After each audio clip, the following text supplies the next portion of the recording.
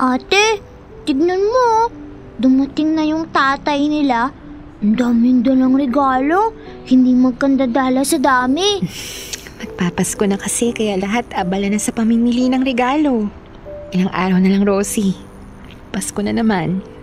Buti pa sila, ate. May tatay sila. Ano kayong pakiramdam ng may tatay? Di mo nga pala naranasan, ano? Maliit ka pa kasi nung iniwan tayo ng walang kwentang tatay natin. Bakit niya ba tayo iniwan, ate? Siguro, makulit tayo ng bata pa tayo. Siguro hindi niya tayo mahal? Yun talaga yun, Rosie. Hindi niya tayo mahal. Kasi kung mahal niya tayo, hindi niya tayo iiwan. Ay, saan ba kasi siya nagpunta? Dun sa kumari ni nanay. Nagsama sila at nagpakalayo-layo. Di ko na alam kung nasaan.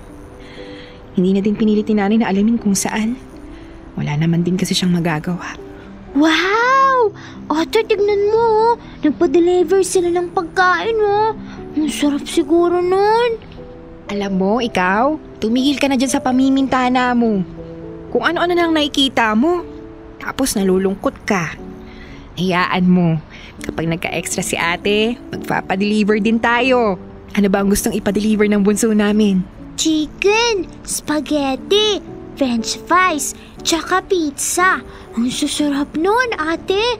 Yun ang gusto ko. Hayaan mo. Sisipagan ni ate, ha? Isang araw, tayo naman ang magpapadeliver. Pero sa ngayon, tulungan mo muna akong mag-ayos nitong kwarto.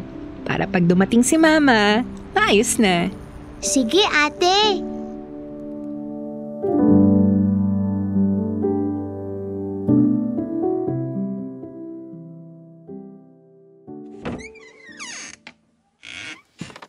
Nay, mabuti po at nakauwi na kayo. Akin na po yung bilao. Rosie, abutin mo nga tong basket. Ay, salamat mga anak. Pasensya na't ginabi ang nanay. Pinilit kong ipaubos yung mga paninda kong kakanin. Ay, sayang naman kasi kung may matitira. Mapapanis. Ipampuhunan din yun. Ay, teka, sandali. At magluluto ako ng hapunan natin. Nakaluto na po ako, ma. Maghahain na po kami ni Rosie para makakain na tayo. Ay, siya nga. Salamat naman, anak. Napakalaking tulong mo talaga sa akin. Uupo lang ako sandali at itataas itong mga paa ko. Namimintig. Pahinga na muna po kayo dyan, Nay. Tatawagin ko kayo kapag nakahain na.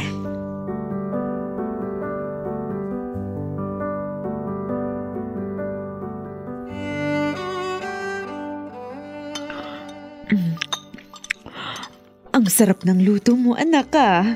Siyempre, Nay, mana sa inyo. Ganito nga ang pagluluto ng pakbet. Hindi masyadong luto ang gulay. Malutong. Sana sa susunod, pork chop naman. O kaya fried chicken. Malutong din naman yun. Sawang-sawa na ako sa gulay. Rosie, anak, masustansya ang gulay. Sakayan ng mura ngayon. Magpasalamat tayo, Rosie, kasi hindi tayo nalilipasan ng gutom. Nakakakain tayo sa wastong oras. Ay, hindi lang basta nakakakain. Nakakakain tayo ng sapat at masustansya.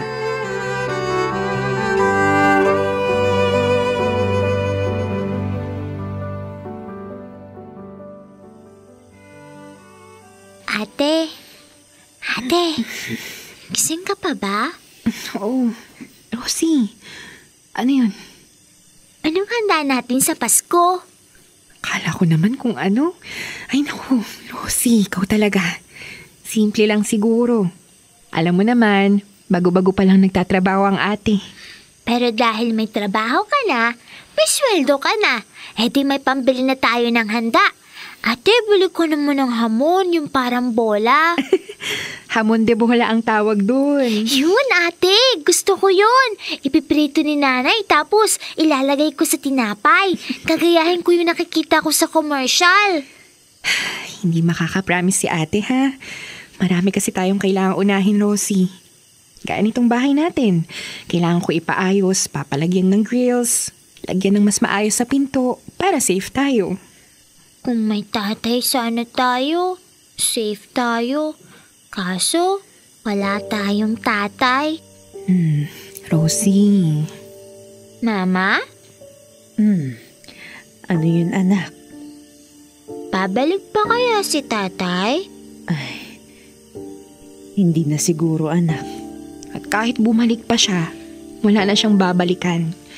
Matulog ka na nga, Rosie. Tigilin mo na yung kakaisip mo sa tatay mo na walang kwenta. Hindi mo nga siya maalala. Bago ka palang gumagapang nung iniwan niya tayo. Itulog mo na yan. May pasok ka pa bukas.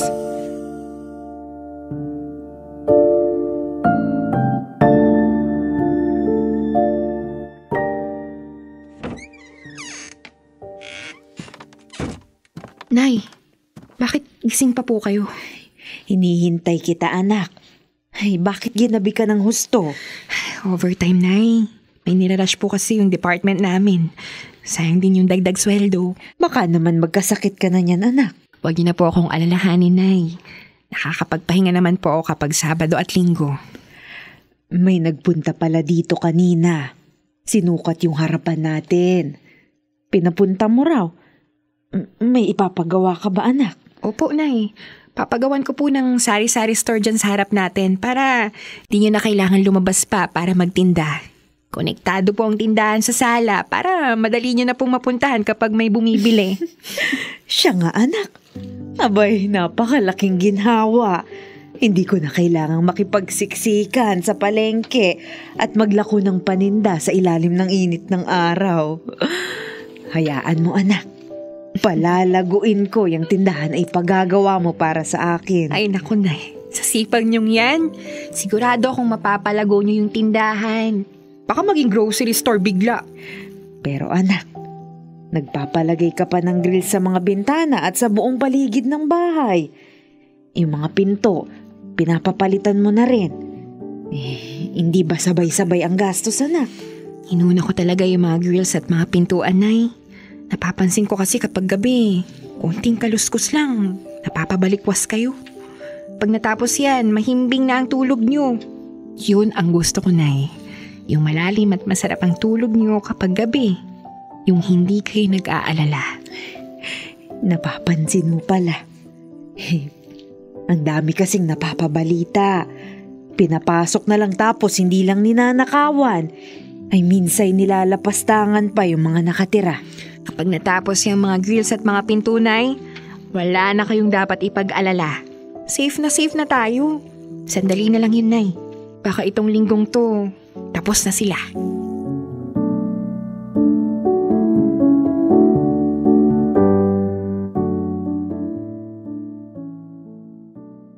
Ate, bisperas na ng Pasko bukas.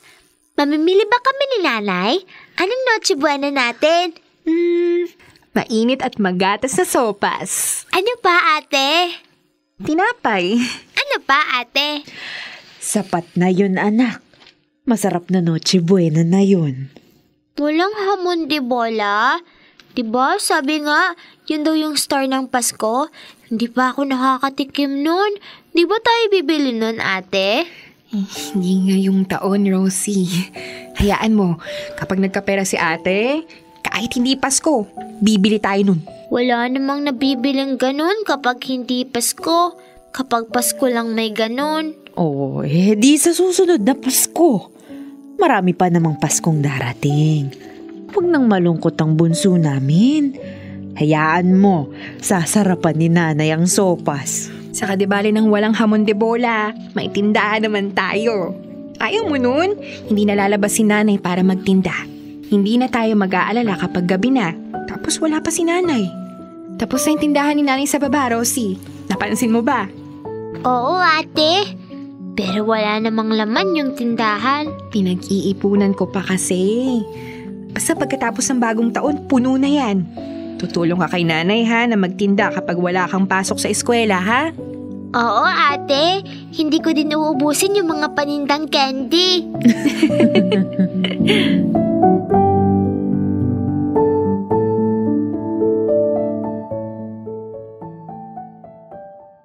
Anak, bispiras ng Pasko ah. Papasok ka pa. Wala nang pasok ang mga opisina ngayon, hindi ba? Nag-volunteer ako mag-OT. Sayang din yung double pay. Pandagdag din natin yung sa panglaman ng tindahan. Ay, nako hindi pa ako nakakaluto ng agahan. Hindi ko naman kasi alam na may pasok ka. Wala rin akong naihandang baon mo. Hindi naman na kailangan, Nay. Kapag ganito kasing holiday na, tapos overtime pa, may libre pong pakain sa opisina. Ay, mabuti naman kung ganoon. Anong oras ka naman uuwi? Yung normal na uwi ko, Nay. Mga alas 6 o 6:30. Depende sa traffic. Alam niyo naman, Nay, ang daming nagla-last minute shopping isang araw bago magpasko. Ay, sinabi mo pa.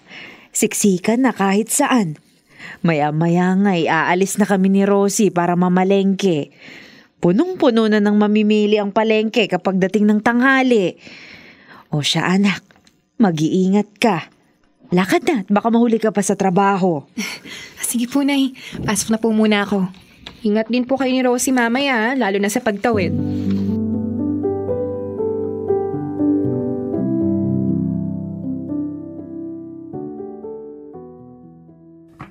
Ang hirap naman ito, Nay. Kailangan pa ba talagang lagyan ng ganito? Dami-dami namang carrots. Sana mas madami yung hotdogs. Yun yung masarap. Mahal ang kilo ng hotdog anak, lalo na't magpapasko. Naglagay din naman tayo. Ilang pirasong hotdogs din yan, oh.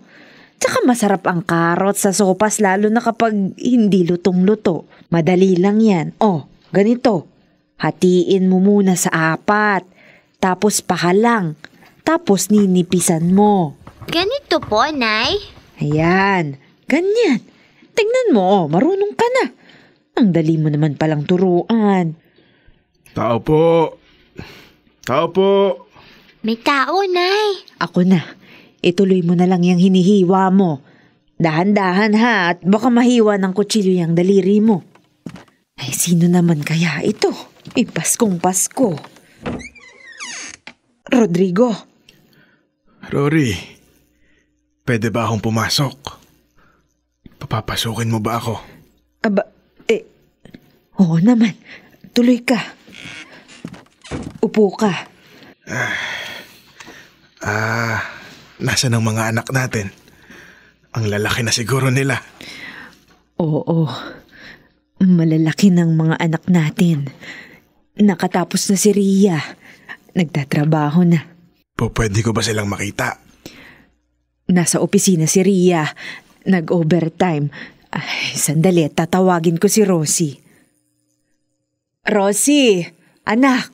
Nay, hindi pa po ako tapos maghiwa ng carrots. Halika. Ay, may papakilala ko sa'yo. Sino po siya, Nay?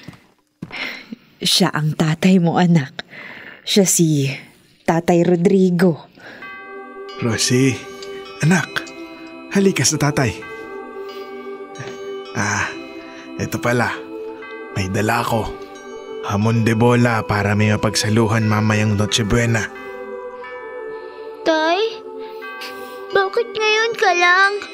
Bakit mo kami iniwan? Patawarin mo ako, anak.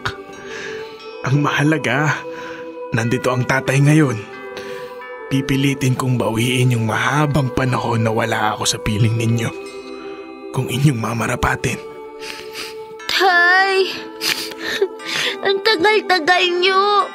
Ang tagal-tagal ko kayong hinintay. Ay, ang traffic. Ria, anak. Nay, anong ginagawa niyan dito? Umuwi na si tatay, ate. Nandito na ang tatay. May tatay na tayo ulit. May dala pa siyang hamon de bola, ate. Matitikman ko na yung hamon de bola. Nay, bakit yung pinapasok sa pamamahay natin yan? Anong ginagawa niyan dito?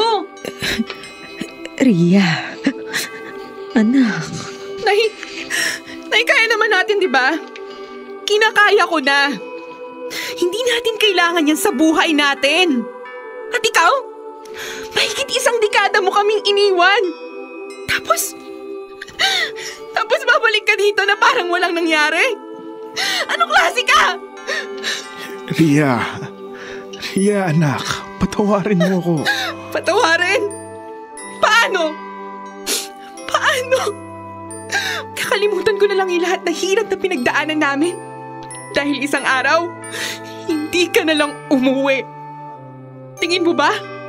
Yang hamong de bola na dala mo ay sapat na para makalimutan namin ang napakaraming Pasko na kahit tinapay, wala kami sa mesa. Noong mga panahong kailangan ka namin, wala ka. Ngayong okay na kami. Babalik ka na parang walang nangyari. Naiintindihan ko ang galit mo, anak. Tinatanggap ko.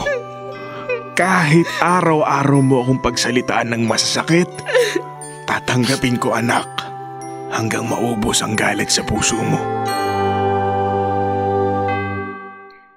Dear love, naubos naman ang galit ko.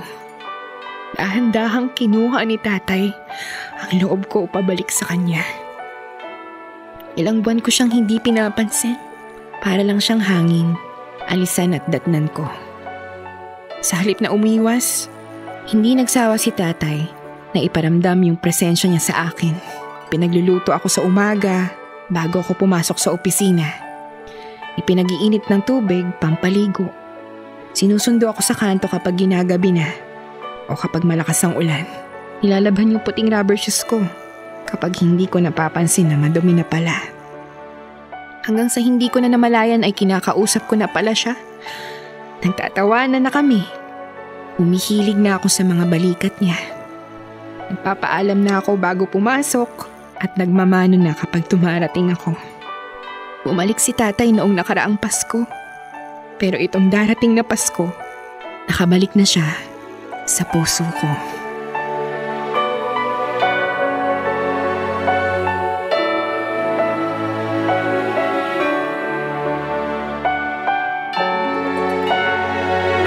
Kailangan pa bang i-memorize yan? Love Radio Basic!